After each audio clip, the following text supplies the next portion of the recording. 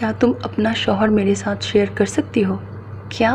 زرلش تو حیران رہ گئی تھی، بے یقینی سے اسے دیکھنے لگی جو پر امید نظروں سے اسے ہی دیکھ رہی تھی۔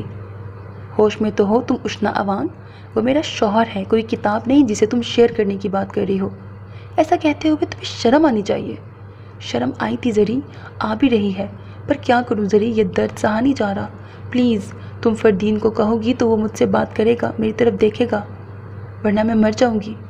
تو مر جاؤ اشنا اوان، ویسے بھی کسی دوست سے اس کا سہاگ مانگتے ہوئے تمہیں مر ہی جانا چاہیے، پر تم مری نہیں کیونکہ تم ڈھیٹ ہو۔ مجھے تو خود سے شرم محسوس ہو رہی ہے، تمہیں اپنا دوست کہتے ہوئے۔ نکل جاؤ میرے گھر سے، مجھے اب تم سے کوئی واسطہ نہیں رکھنا۔ زرلش سپاٹ انداز میں کہتی رخ موڑ گئی۔ اشنا نے سختی سے اپنے لب بھینچ لیے۔ تم جو کہو گی میں تمہیں دینے کو تیار ہوں، بس تم فردین مصطفیٰ مجھے دے دو، مکمل نہ صحیح آدھا تو دے سکتی ہو نا، ہم دونوں اس کے ساتھ رہ سکتی ہیں۔ تم چاہے 6 دن اسے اپنے پاس رکھنا، بس 1 دن۔ یہاں کوئی اور لڑکی ہوتی تو اس کا منہ میں تھپڑوں سے لال کر دیتی، مگر تم دوست تھی، اس لیے کہہ رہی ہوں کہ دفع ہو جاؤ میری نظروں سے اور ہماری زندگیوں سے۔ زرلش چٹک کر اس کی بات کاٹ گئی اور پھر روتے ہوئے اس کے گھر سے بھاگ گئی تھی۔ میرے عزیز لسنرز، ہمارا آج کا ناول سیکنڈ میرج پہ بیس کرتا ہے۔ ناول میں 2 ہیروئنس ہیں جو کہ دونوں ہی بیسٹ فرینڈ ہوتی ہیں اور سیم یونیورسٹی میں پڑھتی ہیں، جبکہ ہیرو ایک ہی ہے جو کہ بے حد ڈیشنگ ہے، روٹ ہے، اور اس کا نکاح ایک ہیروئن سے ہو چکا ہے، 2 سالوں سے نکاح ہو گیا ہے، اور جبکہ اس کی بیسٹ فرینڈ نے اس کے ہسبینڈ کو نہیں دیکھا ہوتا، یعنی کہ ہیرو کو نہیں دیکھا ہوتا۔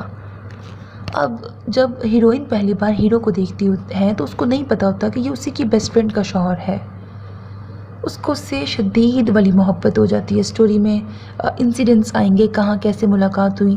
ہیرو ہوتا بھی بہت وہ جو پراپر دکھاتے ہیں مردانہ وجاہت کا شاہکار اینڈ فلانا فلونا، تو بہت زیادہ ہی ڈیشنگ ہوتا ہے، اور ہیروئن بھی بہت امیر فیملی سے بلانگ کرتی ہے اور بہت خوبصورت ہوتی ہے۔ اب کس طرح سے اس کا دل آ جاتا ہے اور کس طرح سے اب وہ پیچھے ہٹنے کو تیار نہیں ہے، وہ کیسے ان کی لائف میں آئے گی۔